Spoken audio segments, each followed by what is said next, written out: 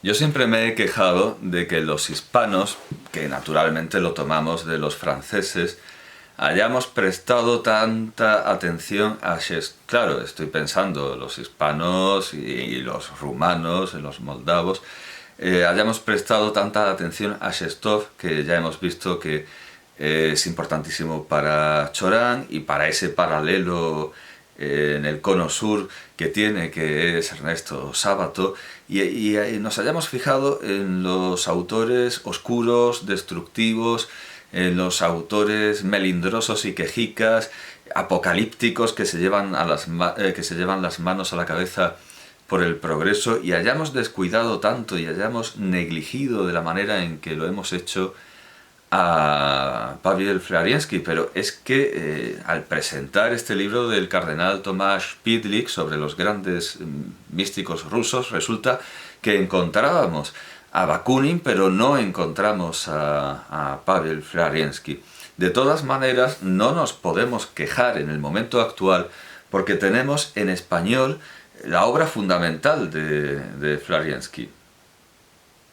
Cuando digo la obra fundamental, me estoy refiriendo a un conjunto de obras, pero especialmente a un libro en concreto, que es La columna y el fundamento de la verdad, que está editado en Salamanca, en ediciones Sígueme, de una manera lujosísima que nada tiene que envidiar a las ediciones del mismo libro, también bastante lujosas en otras lenguas. Además está ilustrada con emblemas. La columna y el fundamento de la verdad, ensayo de Teodicea ortodoxa en 12 cartas, traducción y edición de Francisco José López Sáez, Salamanca, ediciones Sígueme, año 2010. Como digo, está además ilustrada con lemas. Bueno, ahora mismo no encuentro ninguno, pero es una edición, aquí hay uno, de gran lujo, con emblemas.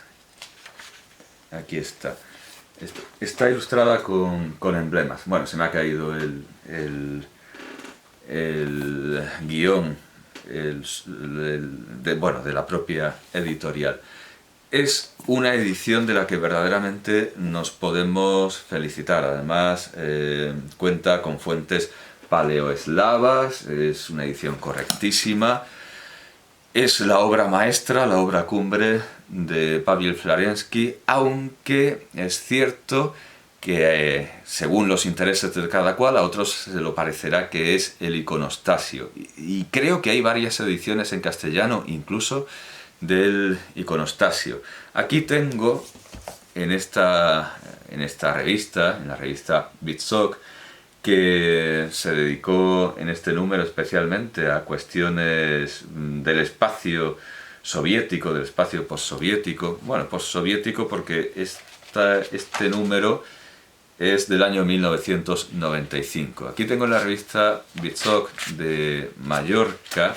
Ah, bueno, el índice viene en la portada, es cierto. Tiene una sobrecubierta y el índice viene en la portada. Bueno, pues tenemos el viaje a Buriatia de Basilio Baltasar y una colección de cantos de chamanes buriatos, y tiene la causa omega de Pavel Flariensky. La causa omega, que es un fragmento, aquí está, la causa omega es un fragmento, nos dice la edición, un fragmento de la primera edición completa de El iconostasio, de Flariensky, Moscú, Iskuzba, 1994. O sea, en 1994 se logró por fin una edición completa del iconostasio en ruso. Y con qué brevedad, ya lo estamos viendo, en 1995 ya teníamos en español una muestra, traducida por Alexandre Kazachkov. Bueno, es el problema que tiene la transliteración del ruso. Aquí pone Kazachkov, pero bueno, por lo menos no es como la E, que no se sabe si es una E con diéresis, si O. Bueno, la transliteración es una asignatura pendiente en las ediciones españolas. Salustio Alvarado Socastro tiene un libro sobre cómo debería transliterarse, pero se sigue haciendo a la buena de Dios. Floriansky, sacerdote, filósofo, matemático y crítico de arte, nació en Yelisavetpolis, en el Cáucaso, en 1882 y fue fusilado en diciembre de 1937. Cuenta la historia de una manera bastante sintética. Bueno, aquí tenemos la causa omega, que es un fragmento del iconostasio, con solo un año de diferencia de la primera edición completa del iconostasio. Aunque para mí, ya lo digo, la obra por la que hay que empezar a leer a Floriansky, salvo lo que voy a decir al final, en español, claro, la obra que tenemos en español es esta, que es una auténtica maravilla. Además, yo la citaba en mi tesis doctoral, es una obra magistral y colosal. Tenemos también en español, claro, porque eso es una manera muy sintética de contar la historia. Fue fusilado en 1937, pero antes estuvo en campos de concentración, en la prisión, al igual que Gramsci. Trabajó en ella, solo que con muchísimas más dificultades que Gramsci, porque tenía que disfrazar muchísimo más su pensamiento, que Gramsci, que escribía en sus cuadernos y nadie se preocupaba de eso. A Floriansky lo escrutaban de una manera acutísima, con microscopio. Por cierto, que no es improcedente hablar de Gramsci, porque aquí en los otros libros que anuncia la editorial, en este caso se trata de EUNSA, Ediciones Universidad de Navarra, en Pamplona. Entre los libros que anuncian veo La cara del cardenal Newman, que fue una de las lecturas de Gramsci sobre la universidad. Los textos que tiene Newman sobre la universidad fueron estudiados y extractados con muchísima atención por Gramsci en la cárcel. Pero bueno, Floriansky no estaba en la cárcel, estaba en un régimen infinitamente peor, estaba en campos de concentración. Estaba en la cárcel, pero también luego en campos de concentración, en una muchísimo más severa que las prisiones musolinianas, y al final además de manera casi sincrónica con respecto a Gramsci, murió, pero no por causa de la enfermedad, murió fusilado, murió ejecutado, porque era un régimen muchísimo más duro con los intelectuales. Se tomaban mucho más en serio a los intelectuales y por eso los torturaban y los masacraban. Cartas de la prisión y de los campos. Traducción e introducción de Víctor Gallego, con prólogo de su hijo, con prólogo de... Vamos a ver, ¿dónde termina el prólogo? Con prólogo de que, sí, entiendo que es el mismo hijo que no prologa, sino que pone un apéndice a... Y aquí ya sí me voy a empezar a quejar, porque ya digo, ¿qué hay que tener de Floriansky? Esta obra, este libro, la columna y el fundamento de la verdad, sin lugar a dudas. Naturalmente las cartas de la prisión y de los campos dan una imagen de su último pensamiento, pero muy mediado por la censura, muy disfrazado. Luego ya, si queremos sumar, pues vale, el iconostasio también es una obra importante. Luego hay muchas conferencias, pero que son como los cuadernos de la cárcel de Gramsci, son fragmentarios, no queda claro lo que decía. Pero sí que me lamento de que en español no contemos con la primera obra que yo creo que hay que leer de Floriansky, si se tienen los conocimientos suficientes, y si no, también se debe intentar. Aunque esta obra es legible para cualquier persona medianamente culta, esta que voy a presentar, bueno, quizá no lo sea, pero es la obra para mí más importante, no más importante, sino por la que hay que empezar. El primer Floriansky que hay que leer. Los imaginarios en geometría. Y lamentablemente no solo no está traducida al español, que yo sepa, no está editada, sino que en su mejor edición, en su mejor forma, está agotada. Me ha costado mucho encontrar este ejemplar y me parece que, bueno, cuando yo lo compré ya no había más. Ya está, lo compré en una librería de viejo, una librería de Lance, en Francia, y me parece que ya no hay más, y es la mejor edición de una de las obras más importantes, Los imaginarios en geometría, que además cuenta con un prefacio de Cédric Villani, o Villani, un matemático que cree firmemente, como demuestra este libro suyo, que las matemáticas son la poesía de las ciencias. Bueno, esto en realidad es un libro, pero es un ensayo, es un mero ensayo que se queda tan breve que al final hay que completarlo con otro ensayo de Poincaré. Villani cree firmemente en el ideal de síntesis de Flariensky, en ese ideal de síntesis que Sábato, Cherstov, tantos otros ven como imposible, pero que empezó a realizar Flariensky de una manera notable y noble. Alguien dirá que, claro, Villani tiene muchos pájaros en la cabeza y que en campos que no son el suyo ha tenido demasiada fantasía y ha apoyado absurdos, verdaderos absurdos, como esa doctrina de la memoria del agua que justifica la homeopatía, pero nadie le puede negar que en su campo el matemático sabe, indiscutiblemente sabe mucho, aunque haya tenido esa especie de enfermedad del Nobel, que en su caso sería la enfermedad de la medalla Fields, que obtuvo en 2012, y además escribió un libro autolaudatorio explicando cómo lo había conseguido y por qué se lo merecía. Esto puede desacreditar a Villani, pero no al prólogo, no al reconocimiento que hace de la obra de Flariensky. Pero es interesante sobre todo el posfacio de... Vamos a ver, hay unas explicaciones... Vamos a ver, el libro, que puede ser un poco difícil, un poco denso, es cierto, para quienes no tengan un conocimiento matemático, pero puede leerse sin entender algunas cosas y seguir adelante como se leen tantos libros difíciles. Bueno, a partir de esta ilustración, que es el famoso retrato con Bulgakov, pero con Sergei Bulgakov, con Serge Bulgakov, no con Mikhail. A partir de este famoso retrato de Mikhail Nesterov están las explicaciones a la portada del libro, del propio Flariensky, pero tenemos un posfacio del mismo autor del prólogo de la edición de las cartas, eso es, de las cartas, Pavel Vasilievich Flariensky, la reacción de los contemporáneos a los imaginarios en geometría. Y esto nos confirma que esta obra, si no es la más importante de Flariensky, que sin duda es esta obra es capital.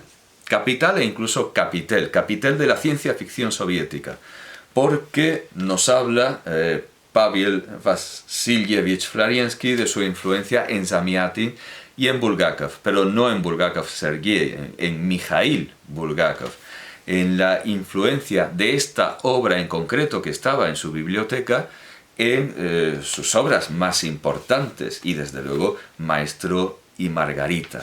Así que es una lástima que una obra tan influyente, tan importante y tan conformadora de la ciencia ficción soviética, de ese género colosal que es la ciencia ficción soviética, no solo no lo tengamos en español, sino que además carezca de ejemplares, porque esta edición está agotada. Esta edición es de Zonas Sensibles de, creo que es Suiza.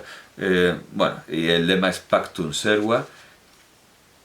El nombre aquí está, en la solapa, que, bueno, se habrán dado cuenta de que es translúcida. La solapa es translúcida. Es una auténtica belleza de libro. Bueno, pues Pavel Flariensky, Los imaginarios en geometría, extensión del dominio de las imágenes geométricas a 2 dimensiones, viene el título también en ruso. Es un libro de 1922, es casi facsímil, la portada es esta y eso permite una explicación sobre la portada. Y está editado en Bruselas, en Bruselas, no en Suiza, en Bruselas, en el año 2016. Y es una edición, claro, por eso es inagotable, por eso es inencontrable, una edición de 1000 ejemplares, solo 1000 ejemplares. Es casi un objeto de placer y de curiosidad, un objeto de colección de Villani. Y es una lástima, porque esto no debería ser un objeto de curiosidad y de colección, sino algo que estuviera al alcance de todos los historiadores de la literatura, de todos los pensadores que se han creído esos terrores nocturnos de sábado de que vivimos en un tiempo en el que es imposible hacer la síntesis entre filosofía y ciencia, entre humanidades y ciencia, entre poesía y ciencias. Este libro demuestra todo lo contrario, aunque su restringidísima circulación haga que sea difícil verlo. Es como aquel poema de Pessoa, irónico, por supuesto. El binomio de Newton es más hermoso que la Venus de Milo, porque la victoria de Samotracia es lo del mucho más pesado y cargante manifiesto futurista. El binomio de Newton es mucho más bello que la Venus de Milo. Lo que pasa es que hay poca gente para darse cuenta. Esto es una ironía de Pessoa, pero responde plenamente a la verdad que hay menos gente capaz de manejar en condiciones las ciencias en condiciones y que cuando se asustan caen en la postura de Sábato, de ponerse en postura fetal y gritar: ¡ah, no, la ciencia es mala, la ciencia es mala! Bueno, si queremos tomar en serio esa posibilidad de fusionar y de sintetizar la ciencia y las artes, la ciencia y la filosofía, antes de decir que es imposible, deberemos acudir sin duda alguna a Paweł Floriański, de quien en español, como digo, en español tenemos La columna y el fundamento de la verdad, tenemos el iconostasio, que aquí aparece en primicias, y tenemos las cartas de la prisión y de los campos, que es su pensamiento final, pero también su pensamiento disimulado. Para hablar de abstracciones matemáticas y de profundidades filosóficas tiene que hablar, por ejemplo, de la sección de un pepino.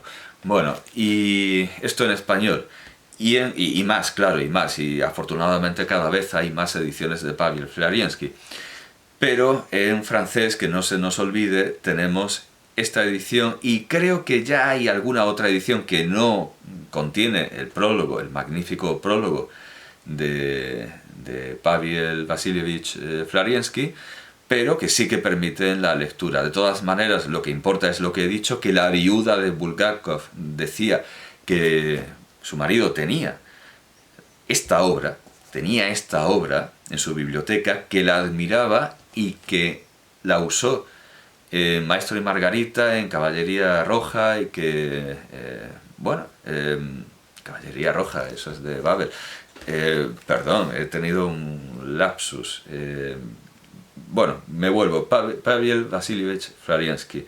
El apartado sobre... Bueno, que cita otros nombres que son igualmente importantes, por supuesto, pero de cara a la historia aquí está. La viuda de Mikhail Bulgakov, Elena Sergeyevna Bulgakov, bueno, en fin, sabemos quién es. Dice que amaba a Floriański. Este testimonio lo saca de Chukadova, los archivos de Mikhail Bulgakov. Y, la Caballería Roja de Babel. No, en la Guardia Blanca, lapsus absurdo. Hay influjo de este libro en la Guardia Blanca y en Maestro y Margarita. Sobre todo esa concepción del espacio, aquí Floriański viene a decir que ese espacio de Dante que nosotros hemos concebido de una manera bastante inmediata, claro, que el infierno va hacia abajo, llega al centro de la Tierra, como la Tierra es esférica, eso es algo que se sabe desde tiempos remotísimos y que sabían los griegos como pueblo de marineros que son, porque los barcos van desapareciendo poco a poco y no se van haciendo más pequeños, sino que primero desaparece la quilla, primero desaparece la nave y luego las velas. Como la Tierra es redonda, naturalmente los antípodas no están con los pies en el suelo y no con la cabeza en el suelo. Cambia el sentido de la gravedad, entonces el infierno desciende hasta el centro y luego a partir del centro, el centro atrae, el centro se consideraba que, bueno, se entendía la gravedad de esta manera, que todos los cuerpos son atraídos por el centro. Bueno, pues como ese centro ese centro atrae a todos los puntos que haya a partir de ahí los va a atraer en sentido diverso. Entonces el purgatorio se sucede con naturalidad a ese descenso y se convierte en un ascenso que acaba en el ascenso al empíreo. Pero Flariensky lo interpreta de una manera muchísimo más sutil, más brillante, más ingeniosa, y considera que el espacio dantesco es el de una botella de Klein, que es algo que también usará Arreola mucho más tarde, y entiendo que sin conocer a Flariensky, porque Arreola conocería lamentablemente mucho más a Sábato que a Flariensky, naturalmente conocía a Borges, que se admiraban mutuamente, y por supuesto Arreola es en gran medida un discípulo de Borges, un admirador de Borges, pero Borges es un admirador de Arreola. Y sin entiendo yo, conocer a Flariensky, de hecho se insiste en sus ediciones que era casi analfabeto, bueno, sin conocer a Flariensky, llega a al mismo uso poético, ficticio, de la botella de Klein. Y bueno, como estas tantas otras intuiciones, descubrimientos poéticos, literarios que podemos hallar en Pavel Flariensky.